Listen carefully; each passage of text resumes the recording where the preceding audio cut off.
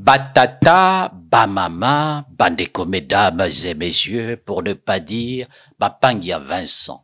Il fut un temps où le Congo aspirait à la grandeur, un temps où l'État, bien que fragile, tentait d'être au service du peuple.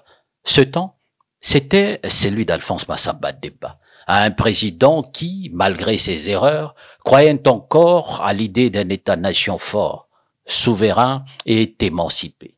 Aujourd'hui, alors que la République du Congo s'enfonce chaque jour un peu plus dans le gouffre de la misère et de la corruption, il est impératif de regarder en arrière et de se poser la question qui dérange. Pourquoi, plus de 50 ans après sa mort, notre pays est-il en lambeaux?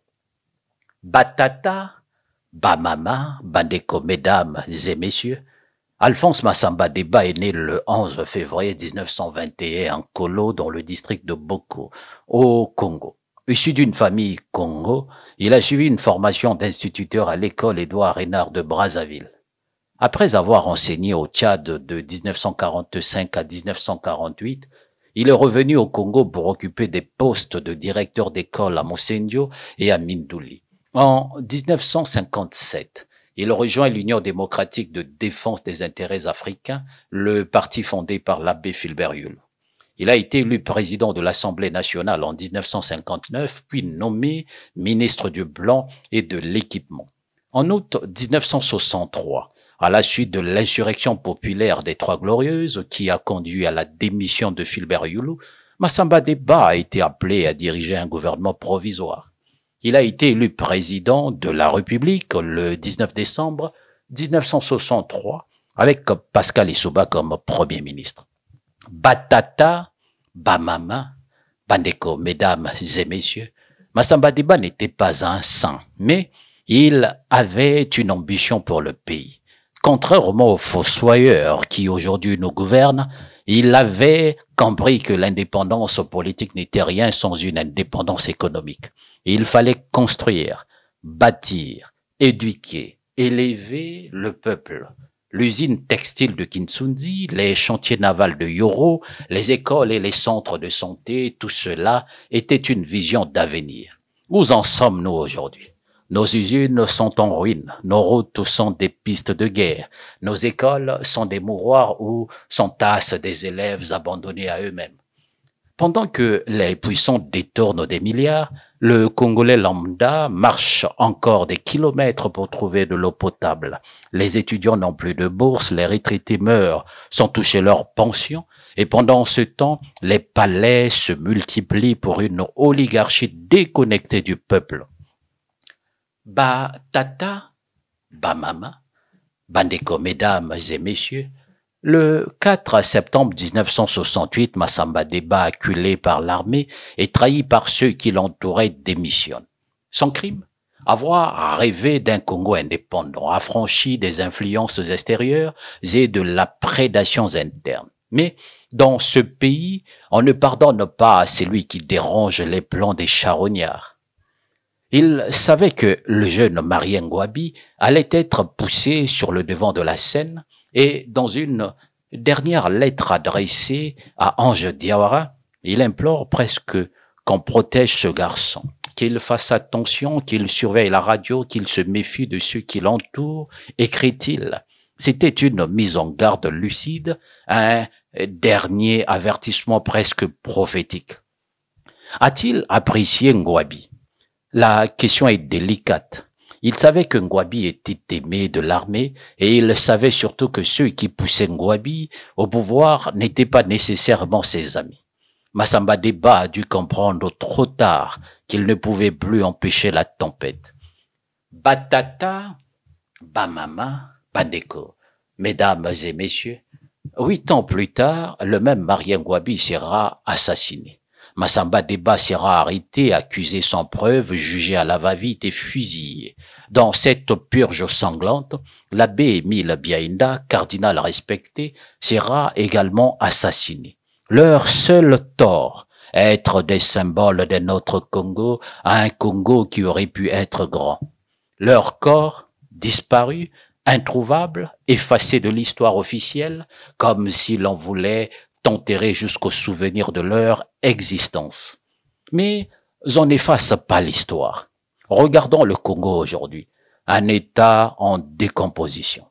Batata, Bamama, Bandeko, mesdames et messieurs, si le président Alphonse Massamba Deba revenait aujourd'hui, que dirait-il à Denis Sassou Nguesso?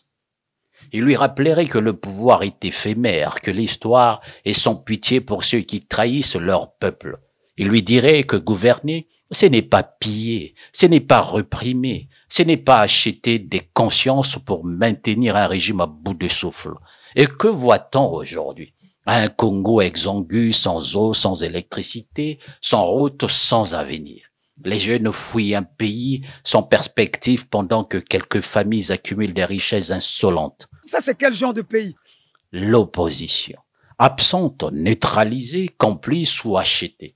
Il n'y a plus d'alternance, plus de débat, seulement une mascarade de démocratie où tout le monde connaît déjà le gagnant avant même que les élections ne commencent. Batata, Bamama, Bandeko, mesdames et messieurs, Alphonse Massamba Deba avait des défauts. C'était indéniable. Il était autoritaire, il a imposé un parti unique et sa gestion des crises internes a parfois été brutale.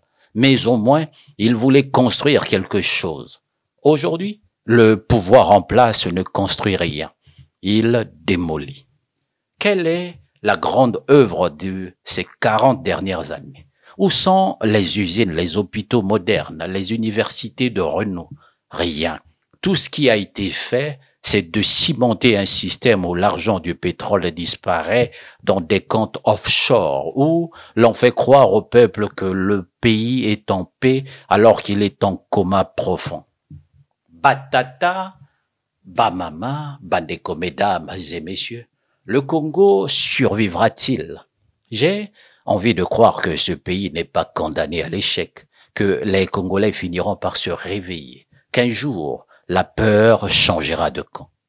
Qu'un jour, ceux qui ont volé, pillé et détruit devront rendre des comptes. Mais l'histoire est implacable. Un peuple qui ne tire pas de leçons de son passé est condamné à le revivre. Regardons-nous en face. Avons-nous appris de la chute de Massamba Deba? Avons-nous retenu quelque chose des purges sanglantes qui ont suivi? Non. Nous avons laissé les mêmes erreurs se répéter encore et encore, comme un disque rayé de la médiocrité. Batata, Bamama, Bandeko, mesdames et messieurs, il est peut-être encore temps de redresser la barre.